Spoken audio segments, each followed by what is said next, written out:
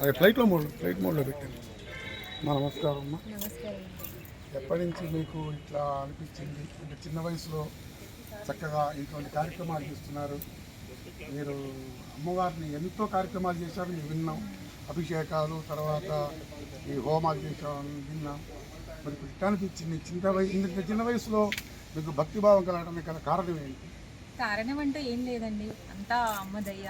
నాకు చాలా ఇష్టం అన్నమాట, అమ్మవారికి పూజించడం ఇష్టం. పెరుగుతూ మంచిగా పూజలు చేసుకుంటూ వచ్చాను.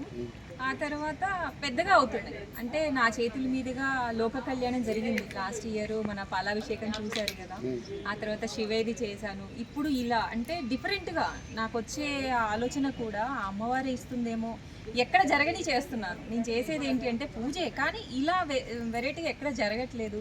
మరి నాకెందుకు ఇలాంటి ఆలోచన వస్తుంది అని ఇంకా అంతా తల్లి దయ్యండి, ఆ అమ్మవారికి అలా ఎంచుకున్నాను. మీరు ఇంగ్లీష్ చదువు ఏం చదువుకున్నారు? నేను డిగ్రీ వరకు చేశాను. డిగ్రీ వరకు చేశారు. చాలామంది ఖమ్మంలో కూడా మీ గురించి చాలామంది మాట్లాడుకుంటున్నారు. ఇంత చిన్న వయసులో ఇంత భక్తి భావాలు కలగాలంటే అమ్మవారే మనసులో ప్రవేశించి చక్కగా ఆమెతో చేయిస్తుందని చెప్పేసి ఖమ్మంలో ప్రతి ఒక్కళ్ళు అంటున్నారు. ఈ కార్యక్రమాన్ని చేసినందుకు అమ్మవారి దగ్గర మీకు ఎప్పుడు ఉండాలని చెప్పి కోరుకుంటూ బాంధవుడు.